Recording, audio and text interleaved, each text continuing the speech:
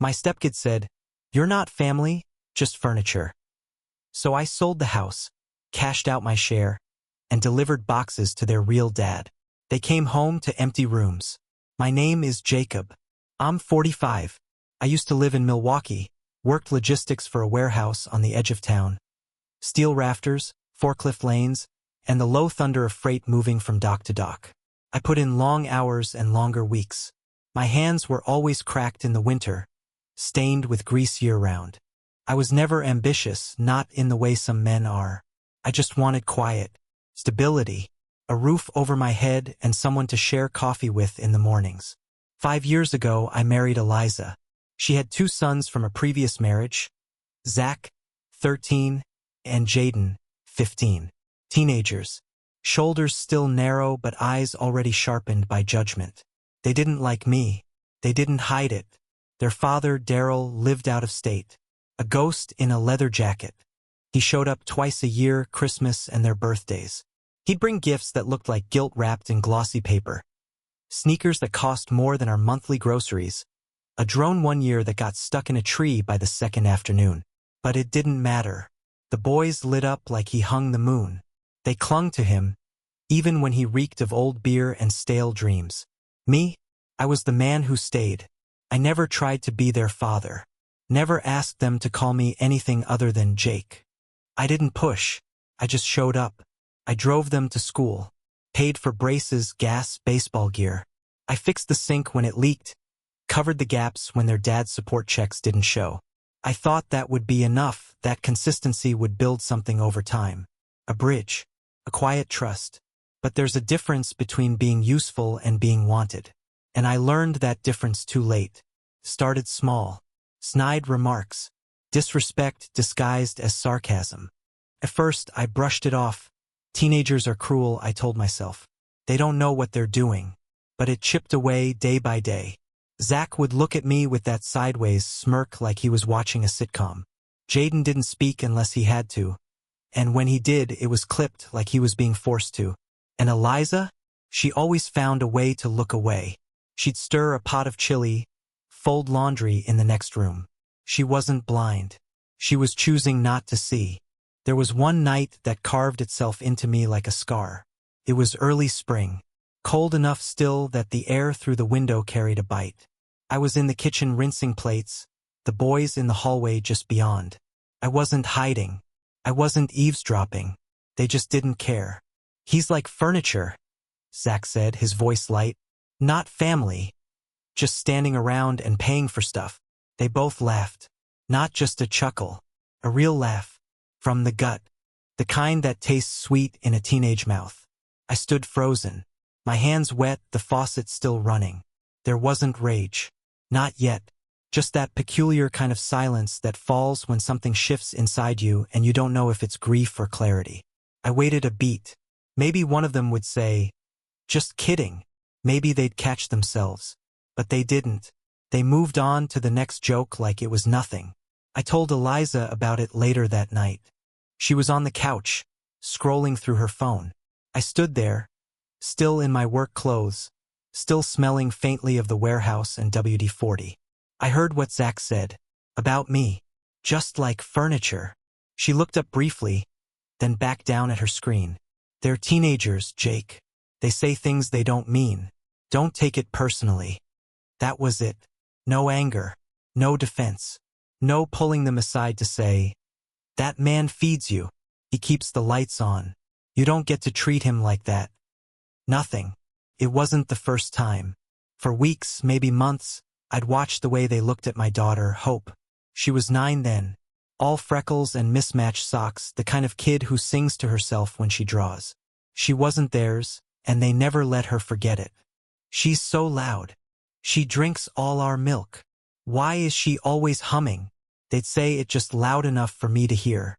Sometimes in front of Eliza. She never said a word. I wanted to believe she was stuck between worlds, trying to keep peace. But silence is a decision. And hers was always pointed away from me. It changed the way I walked through the house. I stopped lingering in the kitchen. Ate faster. Laughed less. I noticed how Eliza would take their side in subtle ways. Correcting me gently in front of them. explaining my rules as if they needed softening. One night, Jaden left his gym bag on the table. I asked him to move it. He didn't look up.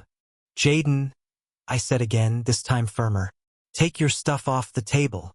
He glanced at Eliza, not me. She gave a half-smile. "He'll move it in a minute, Jake." No, listen to Jake. No reinforcement. Just deflection. And Jaden? He leaned back in his chair, relaxed. The message was clear. I wasn't an authority. I was a suggestion. I kept waiting for something to shift. Some sign of appreciation. I bought concert tickets for Zach's birthday. He shrugged. Jaden needed cleats. Top of the line, not cheap. I got them. He mumbled, "Cool." Then left them in the mudroom for a week. It was never enough. But still I stayed. For hope. For the idea of what a family could be, if I just endured a little longer. I thought maybe they'll grow up. Maybe they'll see. One night, I walked past their room and heard Zach say it again. Only this time with a darker twist. "He's not even family. Just a guy Mom married. I don't get why we have to pretend." Jaden replied, "We don't. He's not our dad. Never will be." That one. That one stayed. Longer than it should have. I didn't tell Eliza that time. What would have been the point? I started paying closer attention. To her sighs when I brought things up. To the way she never used the word "we" when discussing decisions. Just me and the boys. To how she referred to Hope as "your daughter" in front of them. Never "our girl." Never the kids. One morning, I found my paycheck stub crumpled on the floor. The boys had clearly seen it. Probably laughed at the amount. Probably compared it to the gadgets Daryl dropped off when he blew through town like some low-budget Santa Claus. I was paying for their phones, their data plans, their Netflix logins. They used the password "real innocently." Private joke? Maybe. Or maybe another message left in plain sight. It didn't matter. The meaning was the same. Eliza never once asked me how I felt. Never once pulled me aside and said, "I see what you're doing. I appreciate it." Not even when I stayed late to fix the washing machine. Not when I drove an hour to buy Jaden the right color tuxedo vest for his dance. Not when I used my own savings to cover Zach's summer camp after Daryl ghosted on the deposit. And when Hope asked me one night, "Why do they act like we're not real?" I didn't have an answer. All I could say was, "Some people don't see what's right in front of them." But I saw. I saw it all. I saw how Eliza let their father's shadow hang in the hallway like a coat nobody ever took down. I saw how she let their contempt seep into every corner of the house. I saw how she mistook tolerance for loyalty and silence for love. And I saw how easy it was for them to laugh at me, like I was just furniture. It was a Wednesday. I'd just gotten home from work. My back ached. My knees were sh*t from standing 12 hours on concrete. Hope was already at the table, drawing volcanoes with a red crayon and humming something from school. Her voice was soft, but the house always seemed to stiffen around it. Like her joy was a disruption. Like her childhood was an inconvenience. Dinner was pasta, nothing fancy, but warm and filling. I'd made the sauce from scratch. Chopped onions, brown sausage, boiled water with the kind of quiet care no one ever noticed. Eliza was late again, caught up at the clinic. So it was just the four of us. Hope was excited. Her science project had been chosen for the school fair. She talked fast, her hands moving like wings. "It erupts with baking soda and vinegar. I painted it with real lava colors. Mr. Trent said it looked like a real one." She was proud, glowing. And then Zach cut in. "Do we have to listen to this every night?" he muttered, stabbing his fork into the pasta. "It's like a daycare in here." Jaden snorted. Hope's face faltered, just for a second, but she kept talking, her voice dropping a little. I clenched my jaw, met Zach's eyes. "She's allowed to speak at the dinner table," I said, calm but sharp. Jaden didn't blink. He stared at me like he was measuring something, how far he could push. Maybe. Then he leaned back, wiped his mouth with the back of his hand, and said, "She's not even really family. Why do we have to pretend?" He turned to me, eyes flat. "And you? Nobody asked you to be here." The silence that followed was long. Not loud. Not dramatic. Just deep. Even Hope stopped breathing for a second. I looked at Eliza. She'd just come through the door, keys still in her hand. She had heard it. All of it. She met my eyes. And then she lowered hers, set the keys down, walked into the kitchen without a word. Not a single word. No reprimand. No, don't talk to him like that. No, Hope is your sister. Nothing. And that was it. That was the moment I stopped being afraid of losing them. Because I realized I never really had them to begin with. I cleaned up dinner. Alone. Hope helped dry the dishes. Her eyes were red. But she didn't cry. She was getting used to it, used to being invisible, too. That broke something deeper in me than Jaden's words ever could. Later that night, when the house had quieted and the boys were upstairs, laughing, gaming, free, I sat in my truck, engine off, hands on the wheel. The silence felt heavier than noise, and I made a decision. I would not be furniture. I would not let my daughter learn that love was quiet suffering, that being stepped on was part of belonging. The next morning, I called my attorney. The house was in both our names. Over the years, I'd poured more than $80,000 into it. Repairs, rewiring, a new roof, kitchen remodel, refinance penalties when Daryl's support dropped and we needed another loan. I had records, every receipt, every transfer, every sacrifice. The lawyer didn't blink. You've got equity, she said. You've also got rights. I didn't move out. Not yet. I needed time. I told Eliza I was working longer hours, that I needed to stay in Green Bay for a few days here and there. She didn't ask why. Didn't look deeper. Maybe she didn't want to. That's the thing about silence, it works both ways.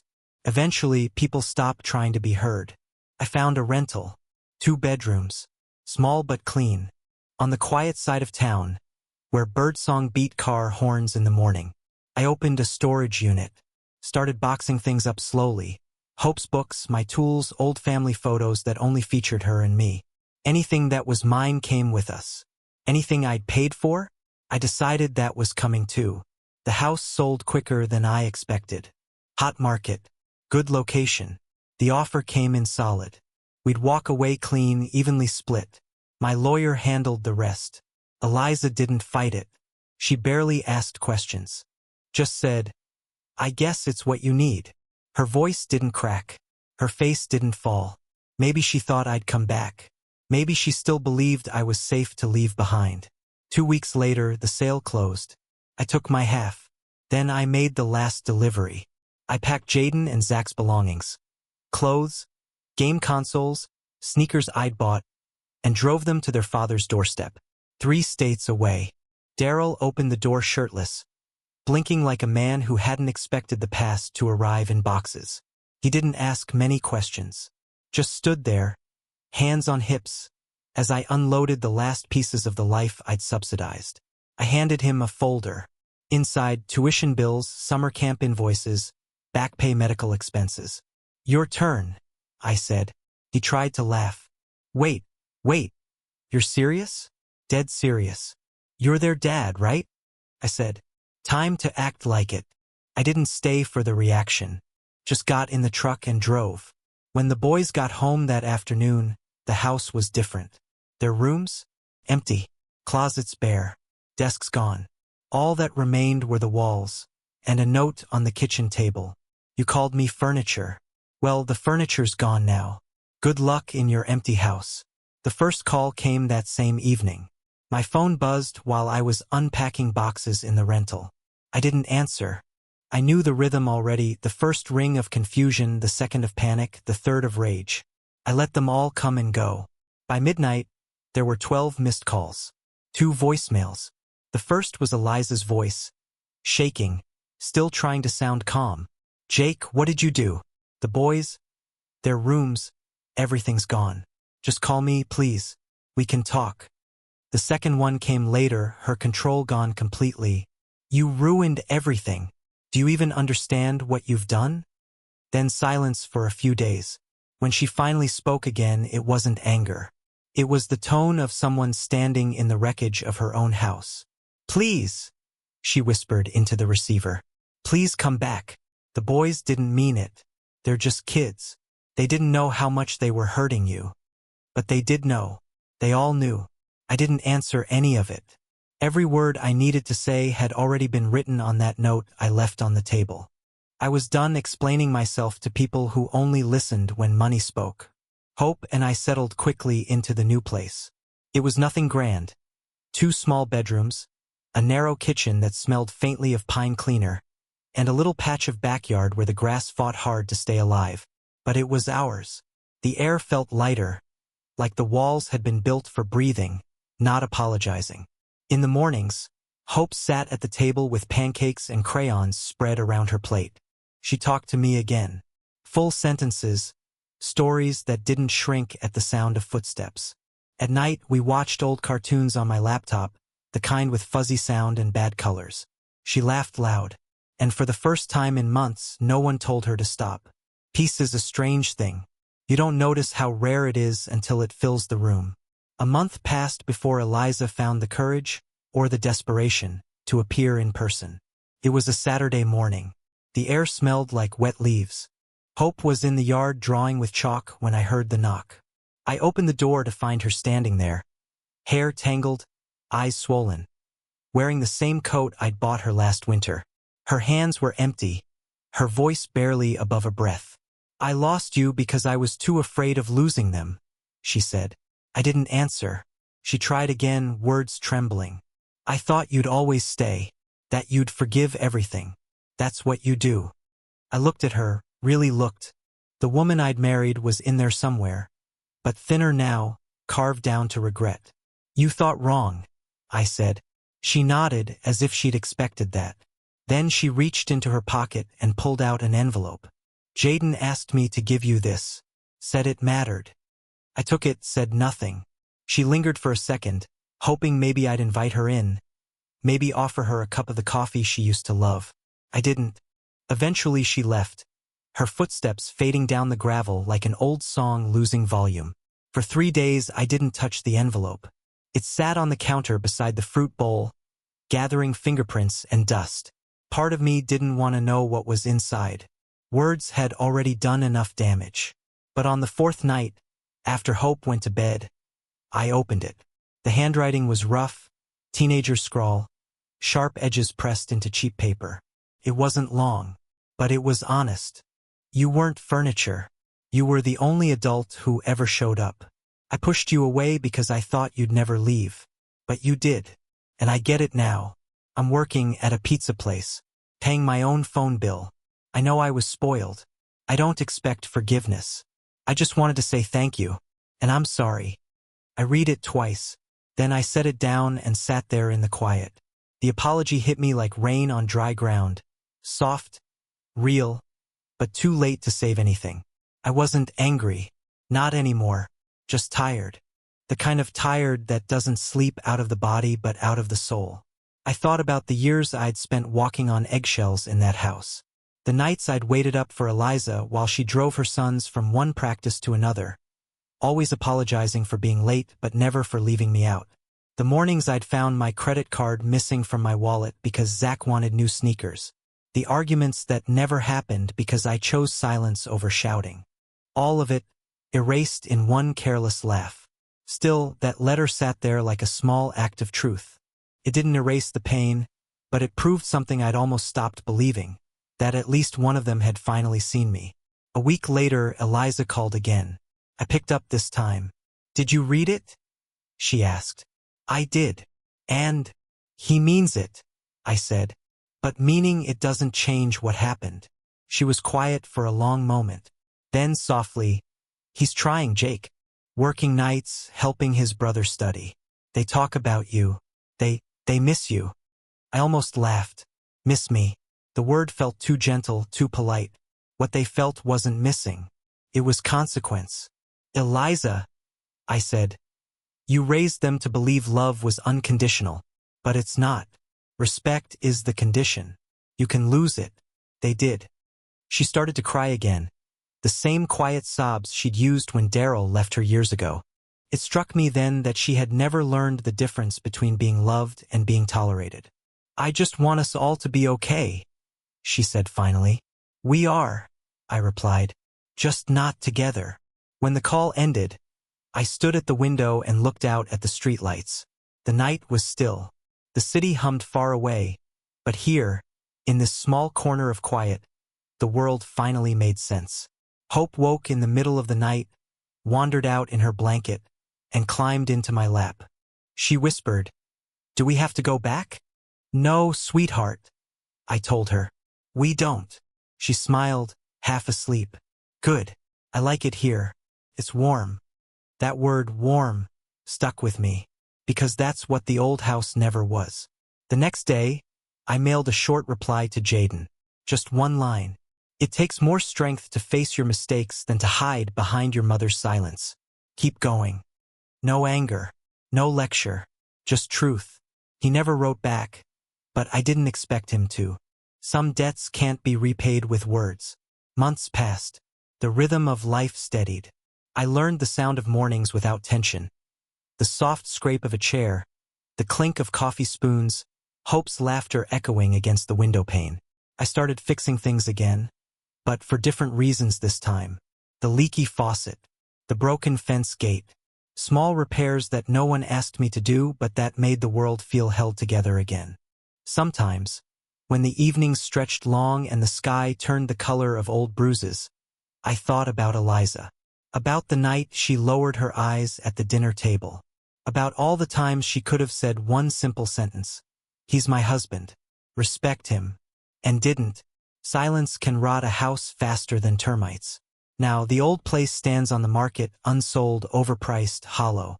Every listing photo shows polished floors and bright walls. But I know better. I know the sound the walls make when laughter dies inside them.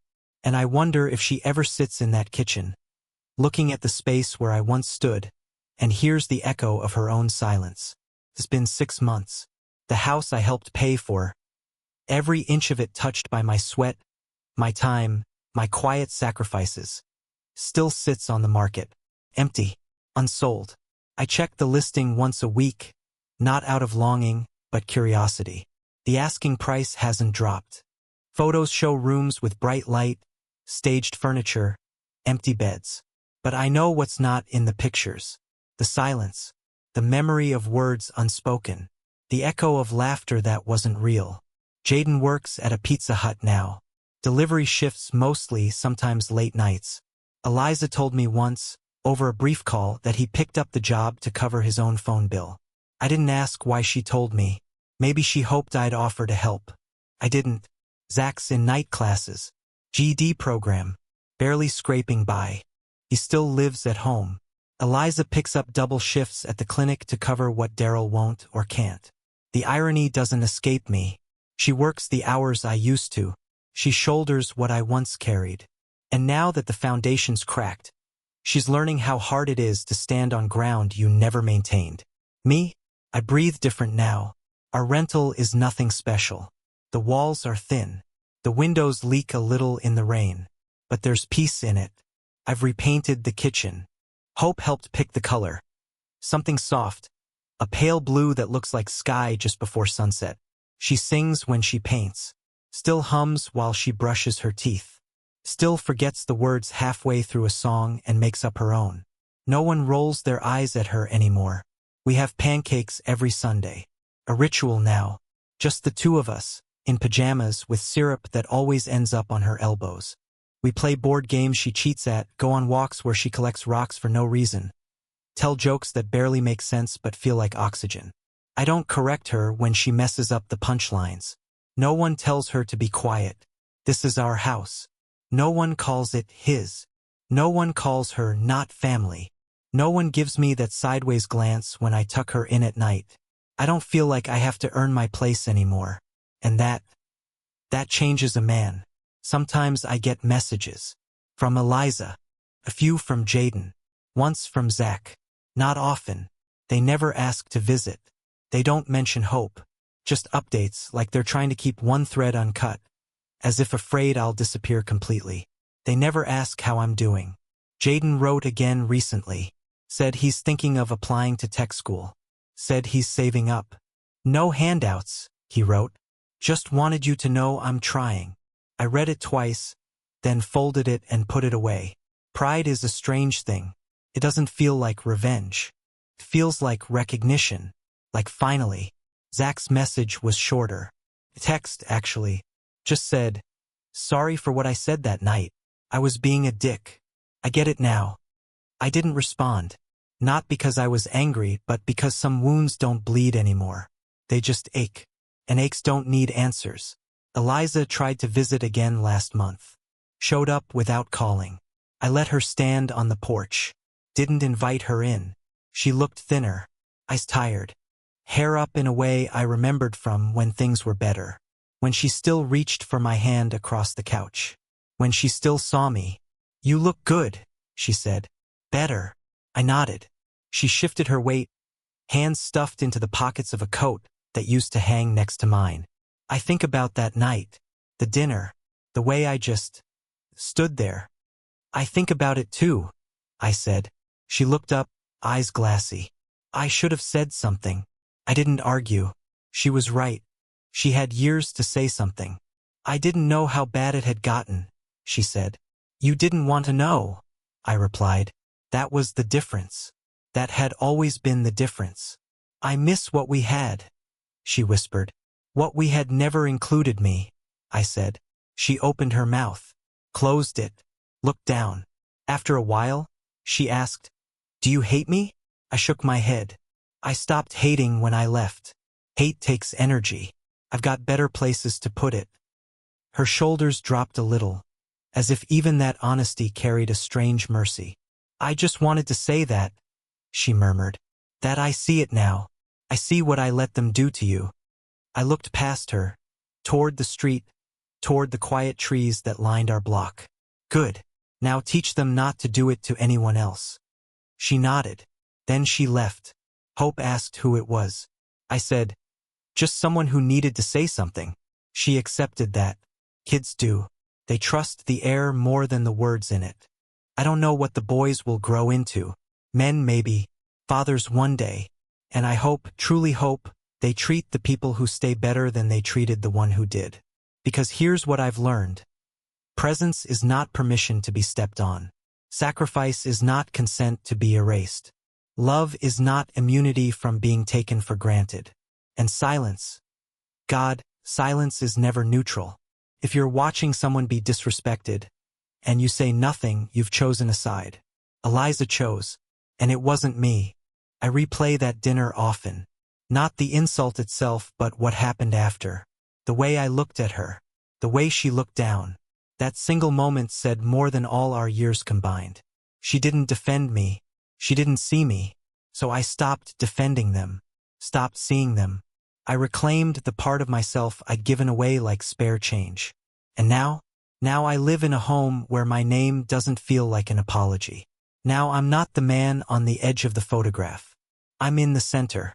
And if you ask whether I regret selling the house, cutting the payments, leaving them to pick up what I no longer carried. No, I only regret not doing it sooner. Because when someone shows you that your love is conditional, but your labor is expected, you have two choices. Keep building a home you're not welcome in. Or walk away and build one where your name is enough. So I ask you, was I wrong to leave? Or was I finally right to stop begging to be seen? You tell me.